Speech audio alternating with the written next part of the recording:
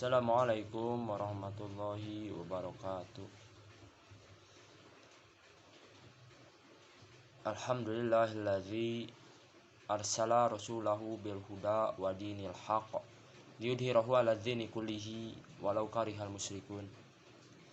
Asyhadu an la ilaha illallah wahdahu la syarikalah wa asyhadu anna Muhammadan abduhu wa rasuluhu alladzi la nabiyya ba'da, amma ba'du.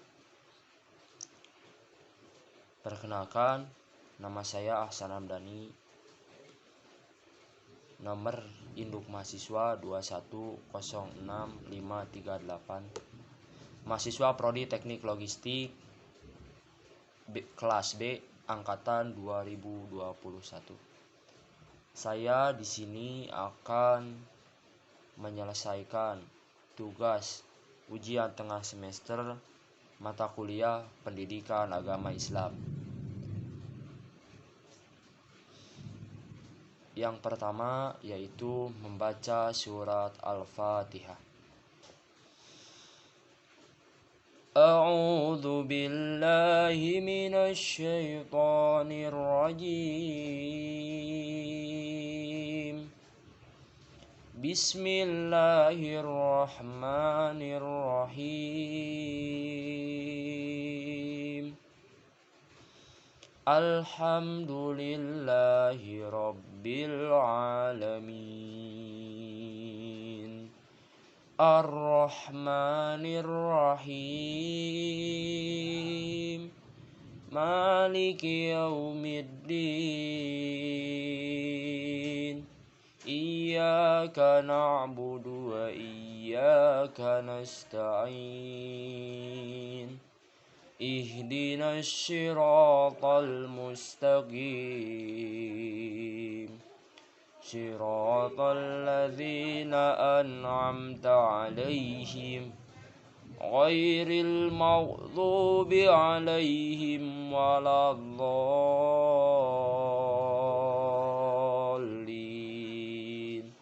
Amin. Shadaqallahul azim.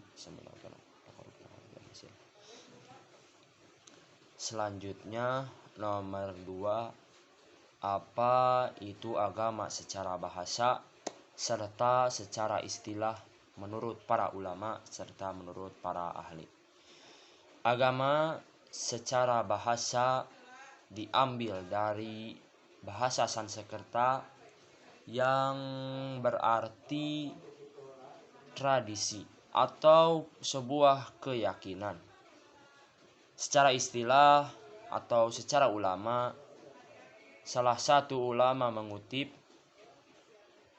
bahwa agama merupakan undang-undang ketuhanan yang menuntun orang-orang yang berakal untuk mengikuti kebaikan di dunia serta untuk mengambil keberuntungan di akhirat. Itu menurut ulama Muhammad Abdullah Ar-Razi. Selanjutnya, menurut salah satu ilmuwan yang bernama Taylor yang dikutip dalam bukunya, agama merupakan sesuatu hal yang percaya kepada sifat-sifat spiritual. Ada pula salah satu ahli menyebutkan, yaitu Cicero. Dia menyebutkan bahwa agama adalah hubungan antara manusia dengan Tuhannya. Oke, selanjutnya nomor 3, apa itu agama Islam? Agama Islam adalah salah satu agama yang dibawa oleh Nabi Muhammad SAW, agama dari Tuhan yang bernama Allah Subhanahu wa Ta'ala. Islam berasal dari masdar aslama yuslimu islaman, yang berarti taat, tunduk, patuh, serta berserah diri kepada Allah Subhanahu wa Ta'ala. Nah, dalam Islam ada beberapa metode dalam memahami agama Islam. Yang pertama ada metode dengan kajian sumber-sumber pokok agama Islam. Sumber-sumber pokok agama Islam seperti yang kita ketahui ada dua, yaitu Al-Quran dan hadis. Nah, dalam memahami Al-Quran serta hadis, kita tidak bisa menggunakan akal, pikiran, serta ilmu kita sendiri. Ada dua cara dalam memahami Al-Quran dan hadis. Yang pertama yaitu mengikuti guru. Ya, kita harus mempunyai guru yang akan mengajarkan kita kepada Al-Quran dan hadis yang akan kita pelajari.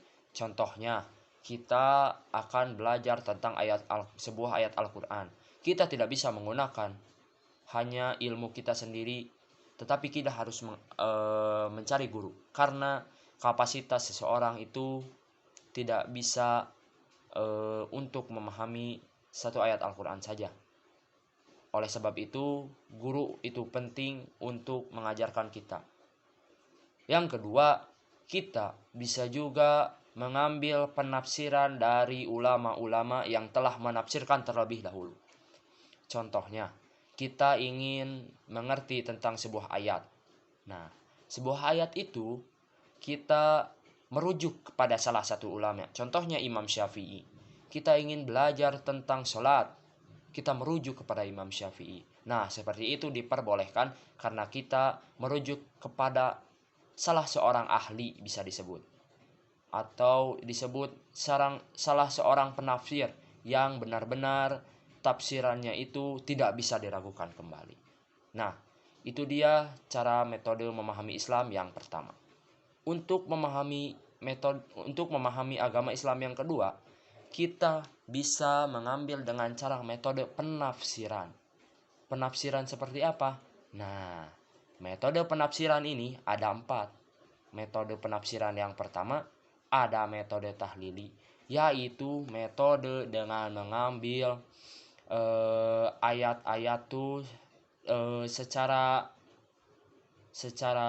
semuanya. Tidak satu kata ayat yang diambil, tetapi kosakatanya, arti katanya, terus tentang apa berbicara ayat itu. Seperti itulah metode tahlili, penafsiran tahlili suatu ayat.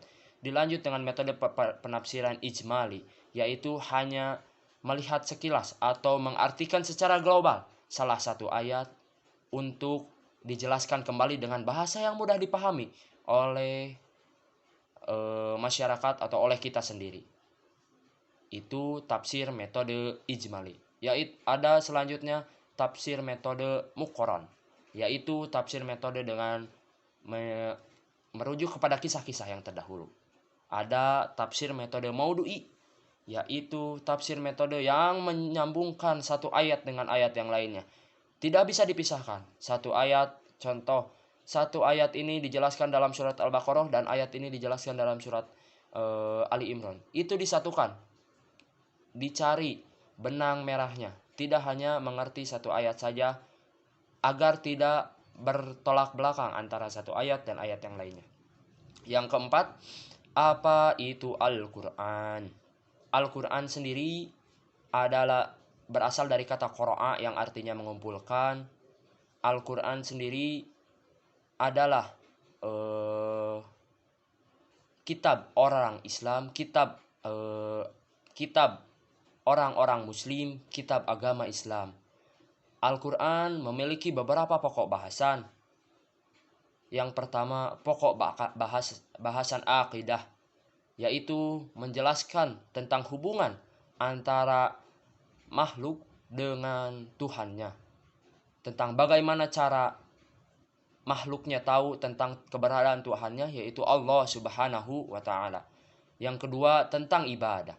Bagaimana cara berhubungan antara makhluknya manusia dengan Robnya Allah Subhanahu wa Ta'ala. Contohnya dengan cara sholat, zakat, saum, serta naik haji. Yang ketiga, lanjut dengan muamalah. Aspek pokok muamalah dalam Al-Quran dijelaskan banyak. Muamalah adalah hubungan antara manusia dengan manusia atau sering kita sebut hablum minan nas. Hablum minan nas ini menyebutkan bagaimana hubungan antara manusia satu dengan manusia yang lainnya. Yang keempat ada akhlak. Bagaimana Al-Quran ini menjelaskan tentang akhlak terpuji, terutama akhlak seseorang yang membawa agama kita, yaitu Nabi Muhammad SAW. Selanjutnya berbicara tentang hukum. Banyak hukum-hukum yang telah ditetapkan dalam Al-Quran. Salah satu hukum yang populer yaitu sesuatu yang haram, yaitu haramnya makan daging babi. Selanjutnya adalah suatu hal yang paling banyak diceritakan dalam Al-Quran, yaitu kisah-kisah umat terdahulu. Kisah-kisah umat terdahulu ini seperti yang sudah saya teliti dan baca, terdapat 70% dalam Al-Quran itu kisah-kisah umat terdahulu, seperti kisah umat Nabi Musa, Nabi Isa, Nabi Ibrahim. Semua Nabi ada dalam Al-Quran. Itu berkisah segala tentang Nabi, dan 70%-nya itu Al-Quran berisi tentang kisah-kisah umat terdahulu. Yang terakhir ada tentang dasar-dasar ilmu pendidikan tentang alam semesta. Ya, kita sudah tahu teori Big Bang ada dalam Al-Quran. Bagaimana terbentuknya suatu bumi yang diciptakan dalam ledakan besar yang disebutkan dalam Al-Quran. Yang terakhir, nomor 5, yaitu apa itu iman. Iman adalah sebuah kepercayaan. Kita sering menyebut dalam sehari-hari iman.